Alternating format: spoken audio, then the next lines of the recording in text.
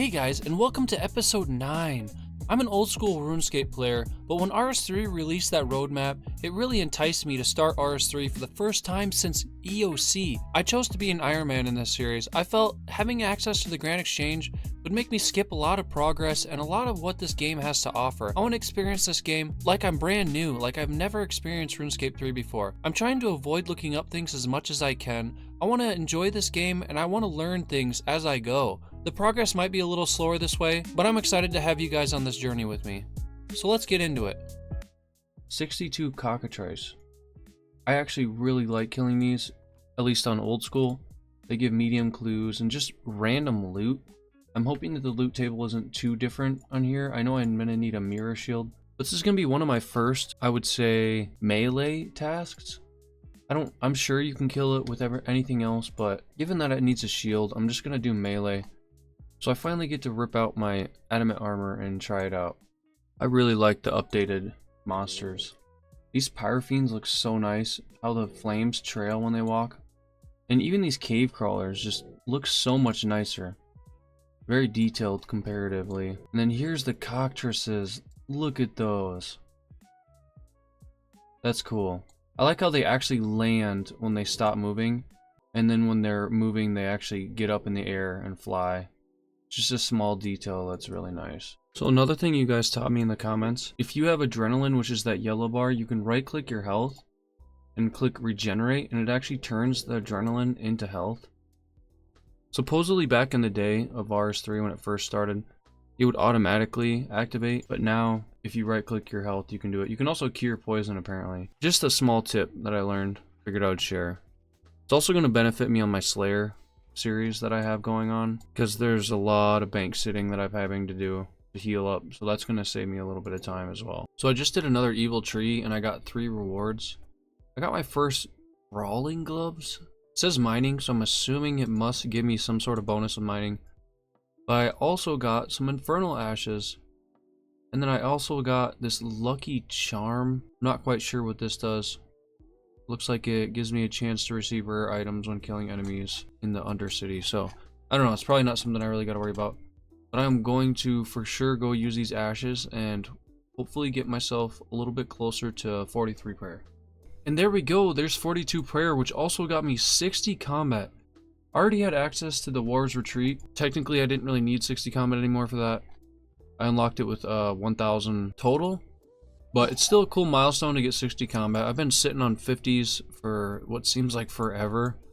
But I think with the Slayer task that I've been doing, I gained quite a few strength levels. And then now with this prayer level just brought me over the top. So that's pretty cool. And I'm only 1 level away from getting 43 prayer, which I need for protect from melee. And here we go. Here's the next day. It looks like our roosters did grow full. They're at 0 health though because I forgot to put food in there. But it looks like I can gather produce, which it tells me not to gather until their happiness is up. Maybe I shouldn't do that, but oh well. Looks like I got some eggs and some feathers for that. And then now we can go over here to the sheep. So now we come over here to the sheep, and it looks like their health is also 0 because the trough was also empty. But when I click this plus, it says I need medical honeycomb. And I know I have some honeycomb from the beehives, but I don't know if it's the medical one. I'm going to check that real quick because that would be way easier if I did have some of that saved up.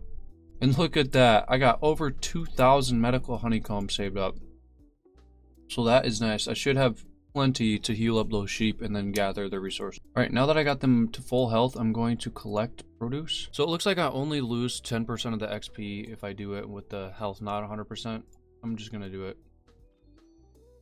So there's that one. And there we go. It looks like we gained 300 XP and a bunch of wool. I know you guys are telling me that there's specific wool that I need to get for my armor upgrades in the future. So I think I'm just going to keep these sheep in here until I get that, because I'm assuming it's based off of luck. I also seen there's manure in here, so I'm going to clean this out for them as well. Wonder why it's green. Pretty gross. It's almost the same color as the food that they're eating. So just based off of the little knowledge that I have of these, I'm assuming after I gather these when they're elders, it's best to take them out and then sell them. I'm going to leave 1 male and 1 female in here, but I do have a spare female, so I'm going to remove that one. And then we do have another baby right here growing, so we're going to go over here and see if that person from the not really quest, but like mini quests slash tutorials over here. And it looks like he is. So I should be able to sell this bunny for 12 beans or 17 beans. That doesn't seem like a lot, but that should get us, oh yeah, 137. I can buy another small pen if I wanted to, but I kind of want to save up for the medium pen. I feel like I'm kind of over leveled right now for what I'm doing. So I think I'm going to save up for the medium and maybe even the large, because I do get cows with 100 beans, but I need a large pen for that. So it's just a waiting game at this point. I'm going to have to just keep getting rabbits. I don't know if there's a way to get a second breeding pen, because that would make it way quicker. I just want to take a moment to point out this Void Knight outpost looks so much different. In a good way, obviously, but these are new. Apparently, if I go into these Shadow World portals, Owner Boner said that it'll be a really good way for me to train my magic for free in my range. I really wanted to get my magic to 55 so I can start alching some of the money that I have in my bank. So it's looking like once I click on the portal, it's going to put me in a match, and I can select Vampiric, Blood Money, or Feeling Pump. I think I'm going to do Vampiric because it seems like getting life every time you damage an enemy seems really useful. So we're going to do this. I don't quite know what I'm doing. Your exit portal is broken. Repair it so you can escape. It did not give me items. I think maybe I did something wrong. Alright, so I'm going to let myself die. I didn't realize that I needed to click that also equipped button. Just based off of this is so cool. The fact that it's almost like you're in space over here, and just the coloring that they used just looks so nice. And even these mobs, these monsters look really cool. So coming back to this, there's an equip me and a feed me option. If I click those two, oh, it does equip me. So I have a full set of armor, abyssal body, tier 40, and geez, this looks sick. I wonder if this armor can be used outside. It also looks like it's given me a wand. It is all type armor, so I should be able to wear this while using magic. So I'm gonna just go through here and see if it's possible for me to get through it now that I have armor. I also wanted to mention these do seem like they're randomized, because in the last one everything was red, black, dark. This one is maybe like a jungle theme, and these things are pretty low level, only level 12. But my magic is so low that even these are kind of hard for me to kill right now.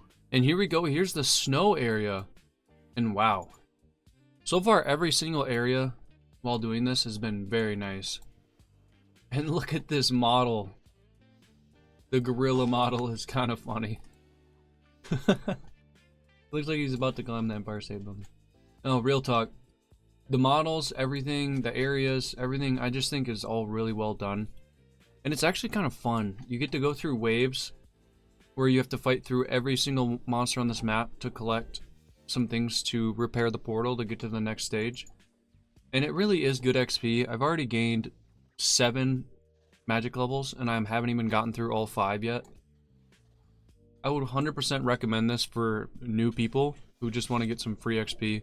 Because once again, you don't have to bring anything. They armor you up, they give you weapons of every combat type, and you can just select what you want to do. Looks like we got a chest, a warded chest. Let's see what's in here. Oh, so I touched the chest and a bunch of things spawn.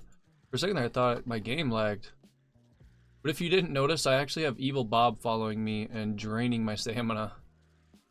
Look at him right there. I just noticed there's actually a line that it wants me to follow. I don't have any repair kits, but I'm assuming since it just says continue and not repair, that I'm going to be able to just go into the portal. As you can see, Evil Bob is draining my run energy, so walking is very slow. And there we go. There's World 5 completed. It looks like I did make it to the end, which has a cracked chest. Let's see what's in here. Yes, open it now. I got 20,000. Oh, actually way more than 20,000. It looks like I have a total of 281 enema from this. So I'm actually going to exit the portal right here. And it looks like it's going to give me a summary. So it took me 40 minutes, 1 total death, and I got 281,000 total emina from that. I'm guessing that's what I use in this shop right here. And I have a total of 581,000 emina. I don't know what I'm supposed to be buying here. There is this Shattered World teleport scroll, but I think I'm gonna hold on to that. Oh, you can actually get the Abyssal Knight armor override, which is pretty cool. That costs 27 million. There's also pets. I would assume that you have to buy the first one and then keep upgrading it, which the initial one doesn't even show. I don't understand that. Oh, okay, I see. So the first one is just a tiny blob. You can barely see right there. See it now when I spin it. But then you get to the tier 9 and wow. That is cool. It does require 58 million Emina. But if I'm correct in thinking, I'm actually going to have to upgrade each and every one of them to get to that point. I don't know if that's something I'm ever going to work on. But there are also masks that you can buy, which, I hate to say it, kind of look ridiculous. I don't think I'll ever buy any of these masks. But either way, I did gain 10 levels from that one run. I don't know if that is faster than just training it myself, but I gained 10 levels in 40 minutes. I mean, I'll take it. I'm one step closer to getting alchemy, which is what I really want and need. I have so much money, millions actually, in alchables in my bank right now. So after running some more elite dungeons with Poner, I actually have 180,000 tokens left over. And I think for the first thing I'm going to buy is this Bone Crusher. With the Bone Crusher, it actually converts bones into prayer XP instantly. And he also mentioned that I should be buying the Twisted Bird necklace. If I wear this, it'll actually restore 50 prayer points for bearing some bones and absorbing most demonic ashes. So I think these work hand in hand. If I have them both equipped, I almost have unlimited prayer points, if that makes sense, while killing monsters. So I think that's a big thing that I'm going to go for. I do already have the requirements for those two items. I also wanted to buy this Charming Imp. If you didn't know, this Charming Imp automatically banks or picks up drop charms from monsters. You don't have to constantly click every time you kill something. It just automatically picks them up. So I think for now, that's what I'm going to get, my points. So there's the Charming Imp, there's the Bone Crusher, and then here is the Twisted Bird necklace. Oh, actually, do I not have the requirements for this? I need a summoning level of 21 to get this Charming Imp, which I'm already 19. So I think I'm just going to go mine some iron ore and get those 2 levels and then come back. I do now have the Bone Crusher and the Twisted Bird necklace, which I don't really wear an amulet, so this is going to be my amulet from now on until I do get an upgraded amulet. It doesn't look like it has stats other than the prayer bonus, so technically it's my best in slot other than my accuracy amulet, which is only for range. So I'll take it. Even it looks pretty cool too. And just like that, it only took 2 trips to get myself 21 summoning. And we should now be able to buy the Charming Imp. There we go. We still have 37,000 left. I think I actually might use that 37k on my XP. Might be the worst decision ever, but we're sending it. That got us all the way to 51 dungeoneering, which I am slowly going for base 50s. So that's just another one checked off the list. Construction is really close too. Maybe I'll start working on my house. I did get that really rare drop, that lobster drop, that golden egg or whatever it's called. We got everything that we needed from dungeoneering. So I think I'm gonna go back to getting my cooking level to 52. That way I can cook the level 52 fish that I get from Menifos. I already have almost 700 saved up. So I think I'm gonna go back to lobsters, get the 2 levels, and then go from there. One small detail I noticed is that when you come back in here, it actually automatically upgrades your weapons. So before I only had tier 10, and now they're tier 20 and they look completely different. This time it's a wand and an orb. I think before it was a wand and a book, if I remember right. I'm assuming when I hit 50 defense, these will also upgrade to tier 50. And there we go. There's my second Shattered Worlds. I actually did 5 to 10 world, and it took me 32 minutes and I got 133,000 enema. I did end up getting 35 magic. So slowly creeping into that 55 requirement. And there we go, there's Nature Spirit completed. I needed to do this so I could unlock the swamp fully. Before I wasn't able to pass through the gate. So this is going to unlock the rest of the swamp, which is going to be really nice. Also looks like I got some lamps to use as well. I don't think they'll get me any levels, but I'm still going to use them. I do like this quest. It's easy, quick, and it gave me a little bit of a tour of the swamp, which I thought was pretty sick too. I also like how they did this, the inside of this tree, how it all became grown and everything when you finished the quest. Before it was just brown. So it was a pretty good touch. And there we go, there is 52 cooking finally achieved. I can now cook these desert souls, which is going to be my best in slot cooking food for quite a while, my healing food. So I'm doing the Beneath Cursed Tides quest, and this place looks oddly familiar. Does it not look like Tutorial Island? Underwater? This quest really made me kill all these rats blindfolded. I don't know about you, but this reminds me of that scene in Harry Potter where Voldemort and Dumbledore cast the spell at the same time, and they are just fighting to see who hits who first. And there we go, there's Beneath Cursed Tides completed. Looks like I gained 10,000 combat XP lamp, 5,000 fishing, 5,000 cooking. I got a two-handed sword as a one-handed cosmetic override, which is gonna be pretty cool. I got a music box, and this is what I was really doing it for. There's a monthly task that I can go underwater and close a clamshell, and every month it'll give me a free roll on the clues drop table. And if I remember right, it does reset tomorrow, which is why I wanted to do this right away. But it also got us to 60 quest points, so I'll take that. So this is pretty good XP. It looks like I get 81 per search. And I think I have to do this until I get a delicious seaweed. And then I have to come over here to the fishing spot, which I'm assuming is going to give crazy fishing XP as well, until I get a sea cucumber.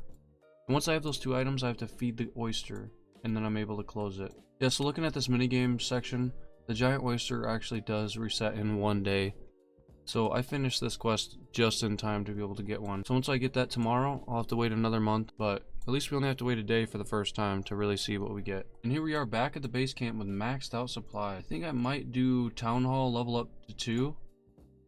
Just because I need that to upgrade my storehouse again. I feel like there probably could have been other things I should upgrade first, but I'm still not quite sure what I'm supposed to be doing here. I'll just do that for now, and then maybe next time I'll do the storehouse. That way I can store more things at once. So I also wanted to see what the Vanica sword looked like, and wow. This looks sick. I kind of wish that this was a normal weapon. Like, if you had the ability to wield two-handed weapons in each hand as a normal weapon, that would be sick, because this looks awesome. I didn't notice this, but I actually do have a clan avatar pet. When you examine it, it'll actually bring up the clan. So if you're not in the clan yet, but want to join, go ahead and DM me, and I'll get you in. I don't know about y'all, but this really brings me back. Castle Wars. And there we go, I unlocked both the attack and the flag cape. And there we go, thanks to old Dusty Dude, we are now able to get the cape. If we go into here to miscellaneous, we can go to the flag cape, and there we go. Look at that. That thing is beautiful. I like how it has the ridges kind of like what a castle wall would have. I like this cape a lot. I've liked it since way before. When they first came out with this cape, I thought it was the coolest thing ever. So to have it again on RS3 is awesome. And here we go. Here's my first oyster. Looks like I got a black crossbow, green firelighters, and 5k coins. Apparently it's worth 1 million. I'm assuming that this black crossbow is what's worth so much. It is technically my best in slot range weapon, but I know in invention later on in the game, these type of things is what you need to break down, so